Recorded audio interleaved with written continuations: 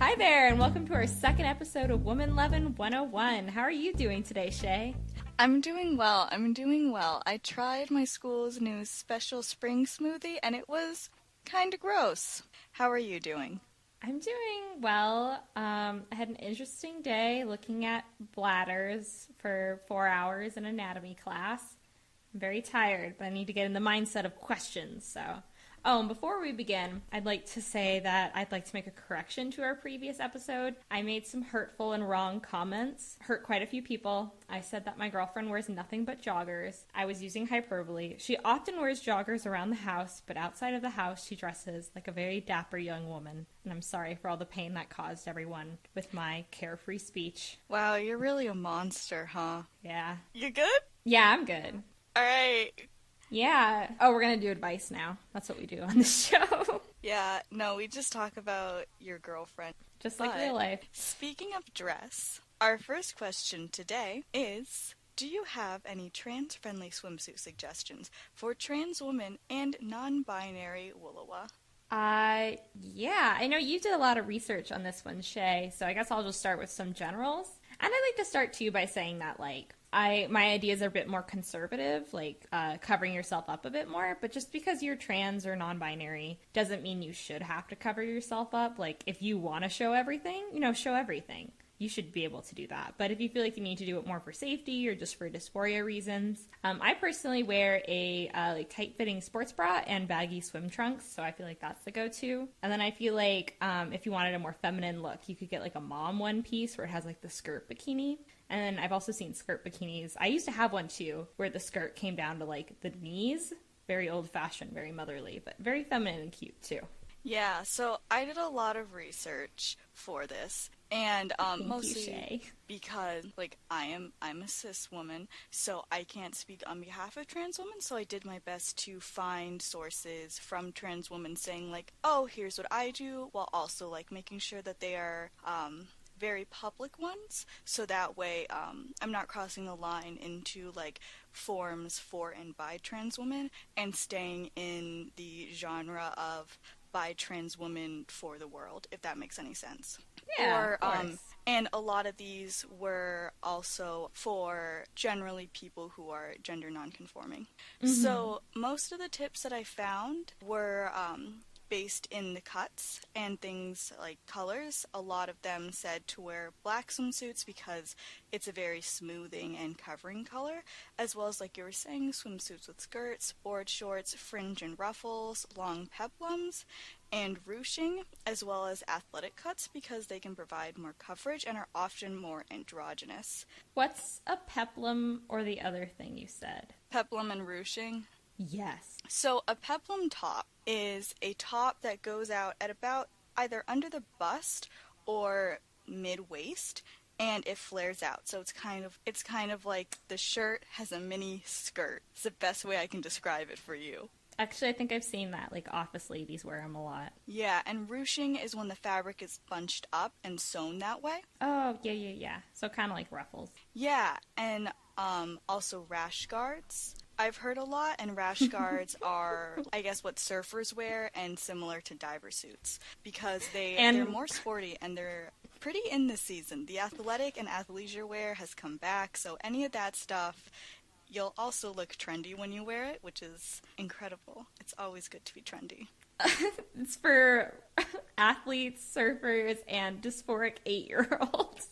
I wore nothing but rash guards as a little kid. I was just I don't like wearing these cute bikini tops. And why are you wearing a rash guard? I'm shut up.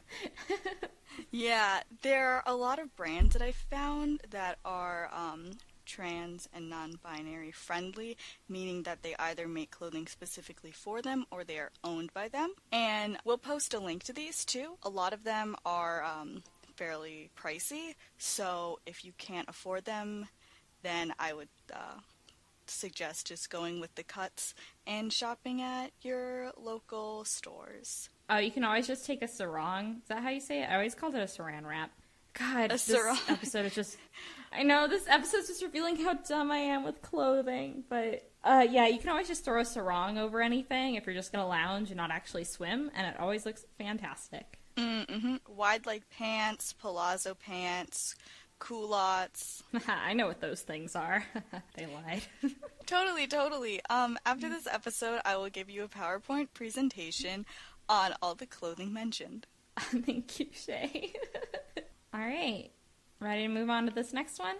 Sure. So this was our first one that was submitted by an audience member, which we were so happy about. Most of these we've just kind of shaken down for people we know, like, hey, can you ask us questions? Kind of begging for them. But this was the first one we got, so we're very excited for it. Thank you so much for submitting it in. This is from a user on Tumblr. I'm in college, but I'm going to be living in a different, bigger city in the summer. I want to try dating while I'm there, especially because there's not a large Willowa dating pool in my college town.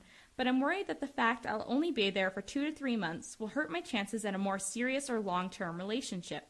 Do y'all have any advice or insight? To be completely honest, I think that, it may hurt your chances of relationship if you're only going to be there for 3 months and then move back. But if you're planning on staying there for longer in the future, then I think that either way you should be upfront for the amount of time that you're staying there and any plans you have to move back. Or Absolutely. Any plans you have on moving back. Mm-hmm. I wouldn't necessarily feel like the need to put it if you're like doing a dating app. I wouldn't feel the need to put that in your bio, but that's definitely like a first date conversation of like, oh yeah, I just moved here, so if you want to show me around, I'm not going to be here too long.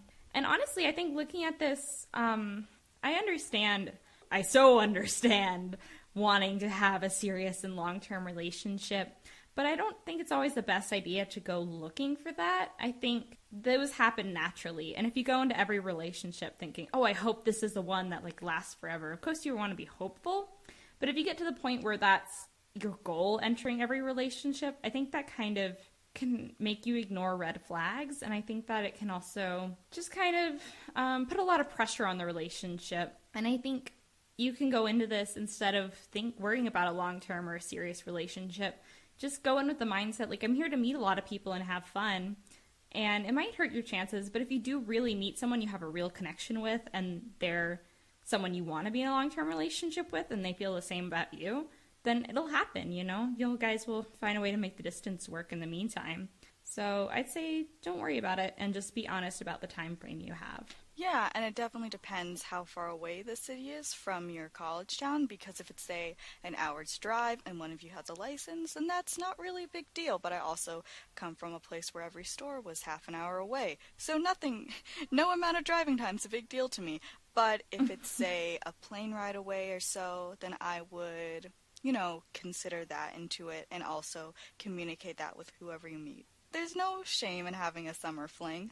Yeah, that's a fun story for your future partner or your future dog. I feel like you and I are in the same boat here, Shay, where we're both from small towns. We're like, oh, yeah, everything's far away. Like, people are like, oh, I don't want to date this person. They're 3 hours away. I'm like, dude, I took a 3-hour bus to see my dad every weekend. Like, I'd go 3 hours for some kissing. You're weak. But everyone has different expectations with distance and driving, and I shouldn't force my expectations on them, but I always do. Yeah, and some people don't have a license, and sometimes driving gives people anxiety, so we can't expect everyone to have a license, but we can make fun of them for it. Yeah, I suppose. Yeah, so basically, in short, communicate to whoever you meet that you're not going to be there for very long. Figure out how far away you are from each other to see if you can make it work. And there's no shame in a summer fling if you decide that that's what you want. Yeah, and don't pressure yourself thinking that it has to be long-term and you have to make it work, because you might just have a really nice experience with this person, and it might just be the experience you needed to have in that moment, and somebody that is more suitable for a long-term relationship will come in the future. Mm-hmm. Also, if you do have a lot of physical distance with anyone you start something with, oftentimes when you're separated, you can mystify the other person because you aren't constantly there and you aren't constantly seeing all their little habits and all their flaws and all the things that make them human, They're just a person a ways away, regardless of how deeply you have feelings for them. You can sort of forget how human they are. So if you do meet someone and become long distance for a little bit, that's something to keep in mind. And you have to make sure that you remember, even through all the distance and even through not seeing the way that they butter their toast that makes you very, very angry every single morning and things like that, that they are a person with flaws. Because I've what seen with that. Their toes? What? What with their toes? They just butter their toast in such a way that makes you so mad, and it keeps them, like, human to you, you know? And it's those little flaws. What does buttering your toes mean? I said toast! Oh! My bad. Oh, I thought that was a weird Northeast person thing. I can't even talk about breakfast food in peace. Anyways, just if you do go long distance, make sure to keep yourself and your emotions grounded. Yeah, and don't date a boy from New Zealand when you live in Hawaii on World of Warcraft, and never talk to him or meet him and think he's perfect. Yeah, that. And make sure your star charts are compatible. Shay. Don't do that. Don't do that. That's very out of character for you, Shay. All you care about is star charts.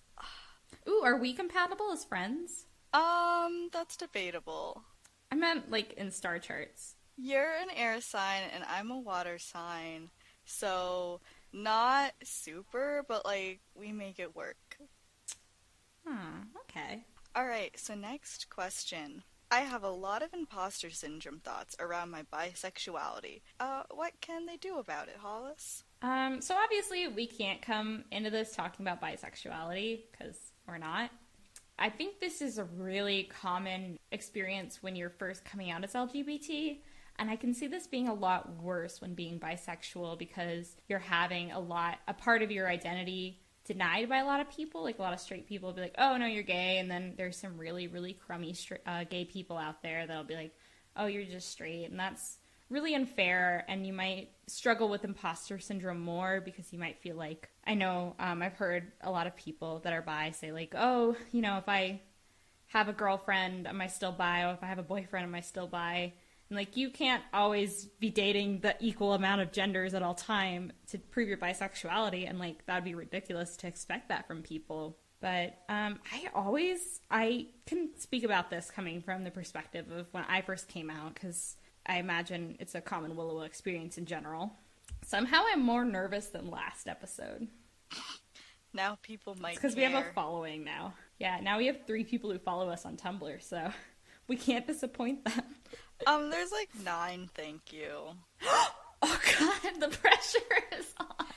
Hey, all 9 of followers. You, I love you. Thank you. I said them, not you. I was thanking them. Oh, let's try that again. Okay, all 9 of you, I love you. And we appreciate you. Too, Shay. And someone just liked the meme I posted today. Anyways, imposter syndrome. Honestly, in every aspect of my life, 1, fake it till you make it. 2, treat other people. No, that's the other rule. They always say, treat other people the way you want to be treated. No. Treat yourself the way you treat other people. So, like, if I get a B in class, I feel like a real dummy. But if somebody else gets a B in class, I'm like, they worked really hard. That was a really hard class. They did their best. They did really good. And a B is not a bad grade. And then I'm like, why don't you talk to yourself that way? So if you're not going around looking at every bi woman and being like, oh, you have a boyfriend, aren't you really bi? Don't treat yourself that way. And if you are treating other bi women that way, go lock yourself in a shed and think about your life for a little while and then come back. But yeah, fake it till you make it. Wake up every morning and do jumping jacks and listen to Freddie Mercury and think about how bisexual you are. And treat other bi people kindly, and then treat yourself the same. Hold yourself to the same standards you hold other people. And I know that sounds weird because most people, like, there's this weird stigma, like, oh, or weird assumption that we hold people to higher standards than ourselves. But especially for a bunch of anxious LGBT, like, 20-year-olds that are in my circle, that's not the case. I think we always treat ourselves worse than we treat other people. Yeah, I agree. Yeah, just be kinder to yourself. All right. I'm excited for this one. How should I buy a cat and prepare for adoption? When I got my cat, we drove down to Cape Cod and picked up a cat, and then we left. That was it. We got a litter box. That was it. Was the cat waiting for you in Cape Cod, or did he just so happen to find it while you were there? Oh no, he was waiting. It was a surprise. My mom, well, we had a cat who we unintentionally fostered, as in we found him, and then posted found cat signs everywhere. And then 4 months later, the owner said, "Oh, I'm your neighbor, and that's my cat." And we said, "Oh, it's been 4 months, Aww. ma'am, but okay." And then my mom said, "Okay, that's it. We aren't getting another cat. That one was an accident. No more cats." And then she came into my room one morning and said, "I'm running errands, and I won't be back for a couple of hours," because that's how far away it was. And I said, "What errands? Also, it's a Saturday in the summer. I'm very bored. I want to come with you." And she's like, "You can't." I was like, "But I Did you can, go with her? and I want to." Yeah. And then because my mom's a terrible liar and can't keep a secret, she was like, "I got a cat. I found him on, like, this lady couldn't keep him anymore, so she was giving him away, and I happened to find him, and I'm driving down today to pick him up." That's how you got Thomas? Yes, that is how I got Thomas. How old was he at the time? Like, I think 7 or 8 or something. He's, like, old. Damn, Thomas is old as hell. How long ago was this? I think I was 15, because I couldn't drive yet. Whoa, Thomas is like a middle-aged man, if not older. Oh, yeah, he acts like one, too. Dang, I thought he was young. But my house, because we've always had pets, has always been somewhat pet-proof, so maybe, my advice isn't the best, and I just wanted to talk about my cat. That's okay, I wanted to hear about your cat. Alright, what's your real advice? Well, first I'm going to tell my cat story now, because my cat story is not good advice. I am from Hawaii. We have an completely unstable wild cat population. If you're ever visiting, please take home like 5 cats with you. I really appreciate what the state is doing, though. We spay and neuter, so that's a really non-harmful solution. We just try to stop them from having babies, and to stop them from hurting the natural Hawaiian wildlife, we just feed them a lot, so they get really fat, and we'll stop hunting birds. And so every cat I ever found, I found like under somebody's house, or like in a dumpster, or like on the beach. So recently I went to visit my mom last year back home, and I brought my girlfriend, and she was staying at the house, and I walked down to the store to get some milk for cooking, and I found a cat at the grocery store, and I took it home, and I'm like, "You want this cat, Mom?" My mom's like, "No." So I called up my brother. I'm like, "You want this cat?" And then I walked around the neighborhood like, "Does somebody want this cat?" I just found it at the gas station, this stray cat.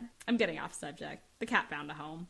Anyways, but my real advice is somebody that worked in a pet store for a while and has volunteered at animal shelters. Probably don't buy a cat. There's a lot of, especially if you're in the United States, there's a lot of homeless pets, so it's better to adopt, and it's a lot cheaper, and you'll find really cool cats. And if you're worried about health of the animal, which I totally understand, don't go to a municipal shelter or a kill shelter, because they don't treat their animals as well.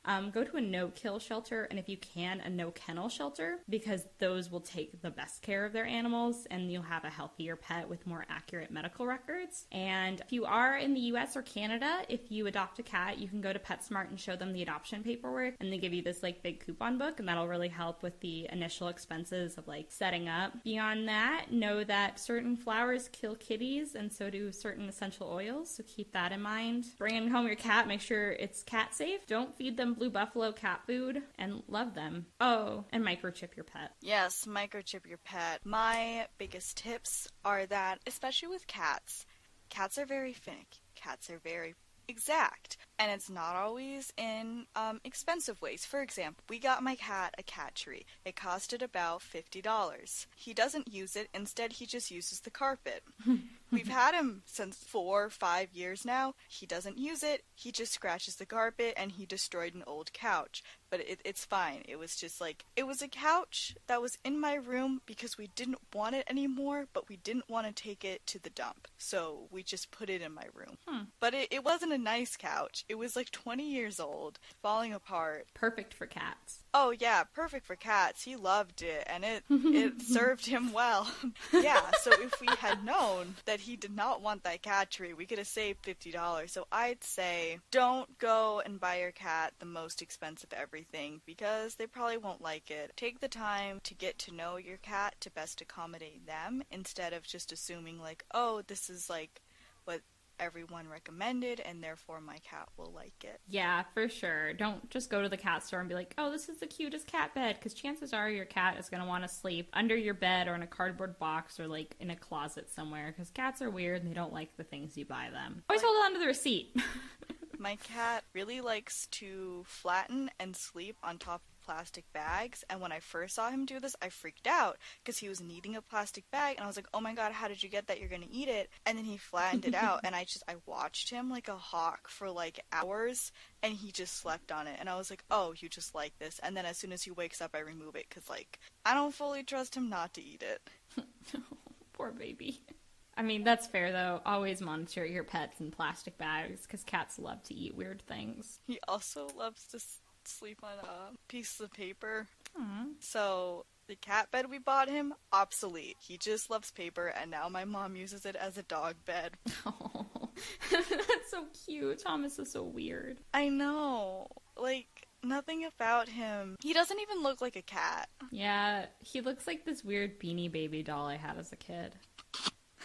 Don't insult my cat like that.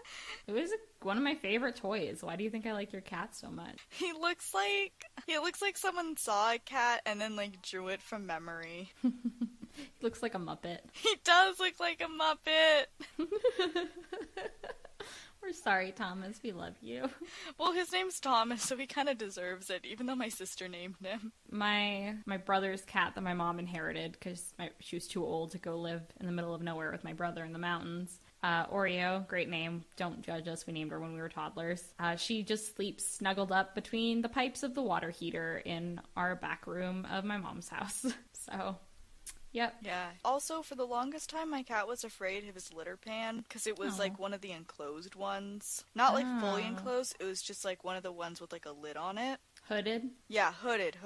And he was afraid of it. So we had to take the hood off because he wouldn't go in it with the hood. That's weird because usually the hood is there to make it more interesting and private. Poor kitty. Also, probably give them a bigger litter box, especially if they're an older kitty, because working in a cat shelter, if a cat is ever going outside the litter box, the problem is easily solved. We just give them a bigger litter box, and then they never have that issue again. Because cats have terrible aim. One time I walked into the cat shelter, and I saw a cat squatted in the litter box, but with his butt hanging out, and I was like, no. And I pushed his butt back in before he started, doing his cat stuff. All right, so... Somebody asked, what is your favorite butch summer fashion, either to wear yourself or on other people? I'll let you start because I have my opinions, but I am not butch. I'm opinionated. You are very opinionated. Tropical patterns. I love tropical patterns. I love them. I love them a lot. Everything I own like 5 identical. I'm kind of weird. I really like crop tops. I want my stomach to be exposed at all times to the world, but I have like 5 identical crop tops with palm fronds on them. That's not really fashion advice.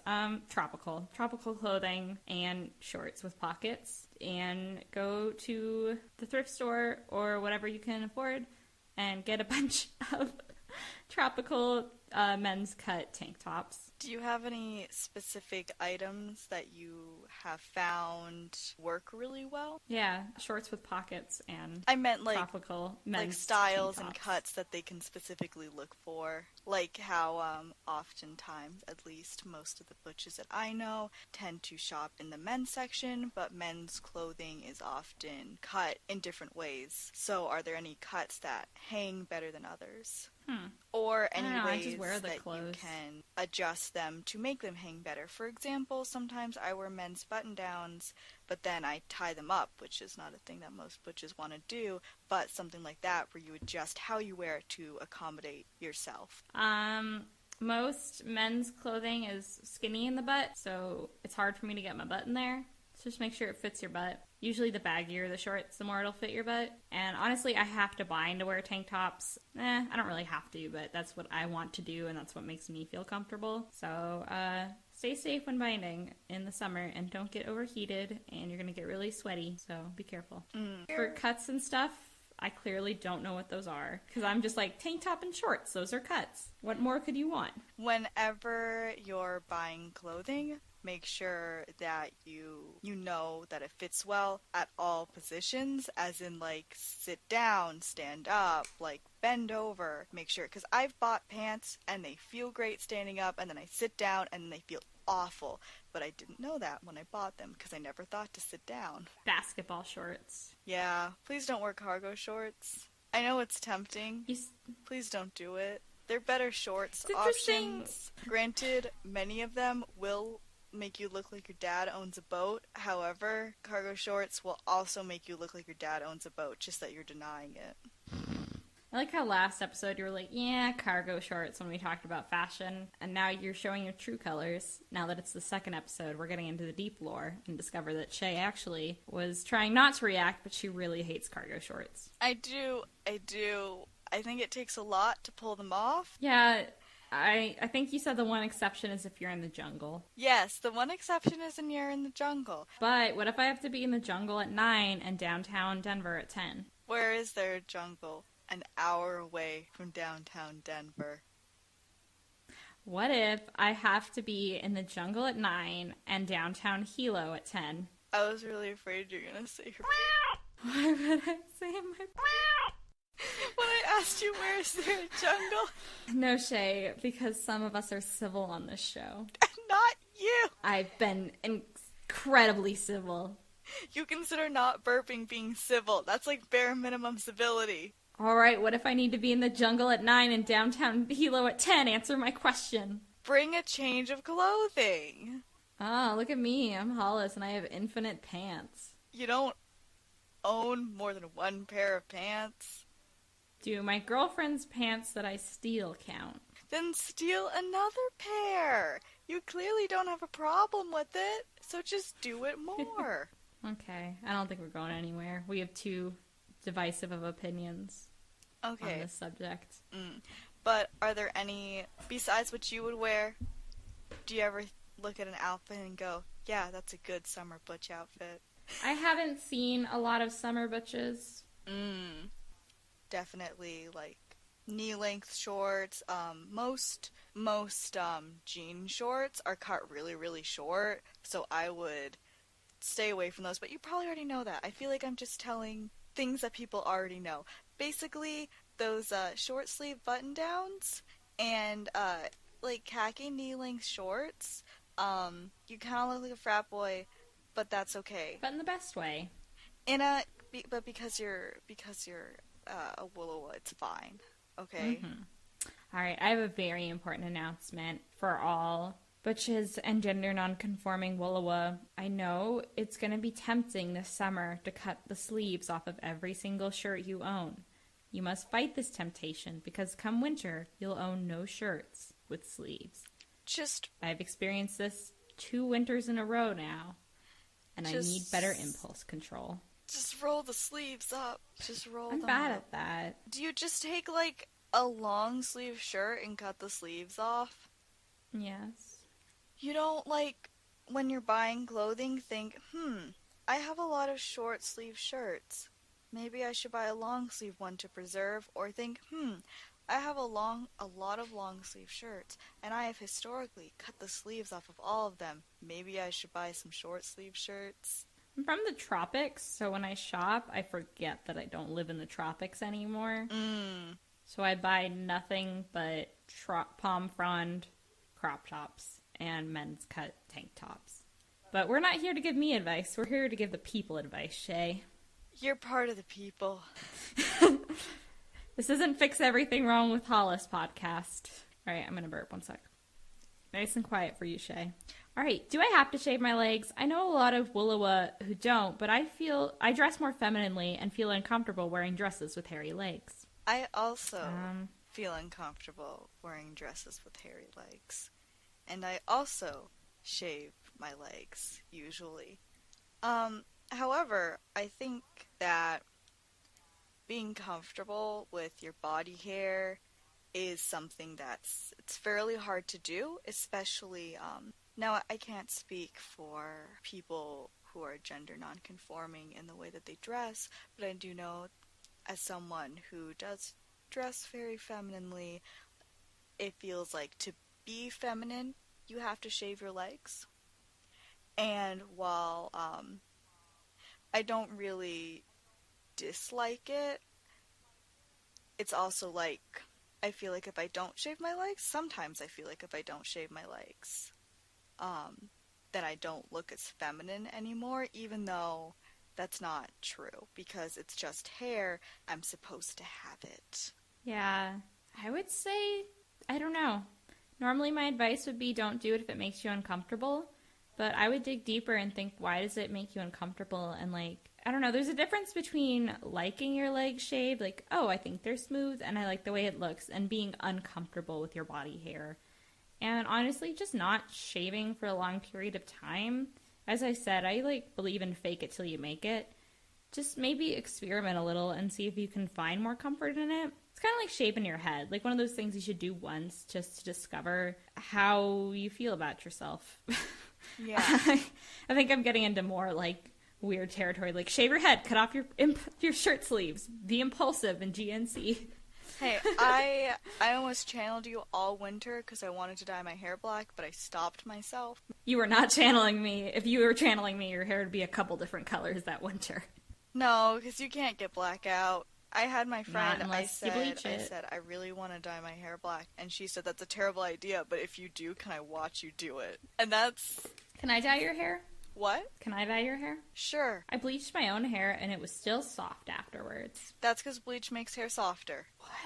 That is a common misconception, because bleach weakens the hair, it also weakens how coarse it is. But your hair is still weaker, even if it's softer. You're the only one giving advice on this podcast, and I'm just learning. So, basically, if you bleach your hair and your hair is soft, that's what bleach does. Where I live, it gets very, very cold in the winter, so my legs are never out. So in the winter, I don't shave my legs, and through not shaving my legs in the winter, I'm, like, fine with the fact that my legs grow hair. And I have been for, like, a while, just with them growing hair.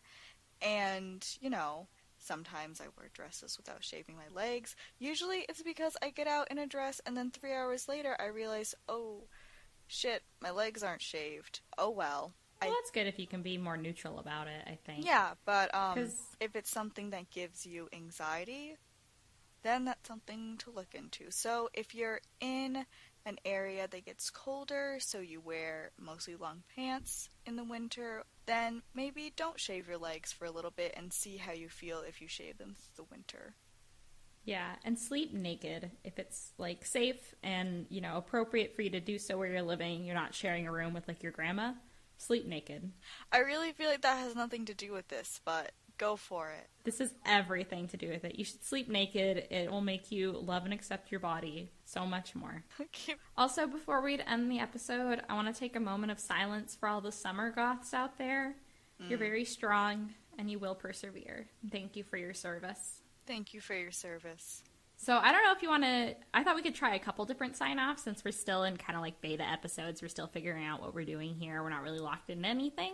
Mm-hmm. So I was thinking for a sign-off, we could do horoscopes, but for identities. So my horoscope was trans women. The question you had earlier about lizards, the answer is yes. Is that specific for a horoscope? Aren't they usually broader, like avoid the color yellow?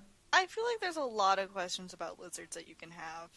That's true. How much does the average person think about lizards? I'm using you as the average person here. Honestly, like once per day. Oh, okay, that's about the same as me. I'm like twice per day, so I guess I'm the average. Do you have one, Shay? Sure. Buy, woman. Buy that cardigan if it makes you feel that special inside. Yeah. These are very specific horoscopes, but I think that'll make them more meaningful to the two people they'll apply to. Exactly, exactly. All right. Well, we'll see you next time, everybody. Bye, Kenise. Stop it! We've been Shay and Hollis, and to find out more about us or to get a question on the show, you can go to womanloving101.tumblr.com or email us at womanloving101@gmail.com. And for this episode, to find Shay's list of trans women and non-binary friendly swimsuit companies, you can find that on our Tumblr at womanloving101.tumblr.com. See you next time.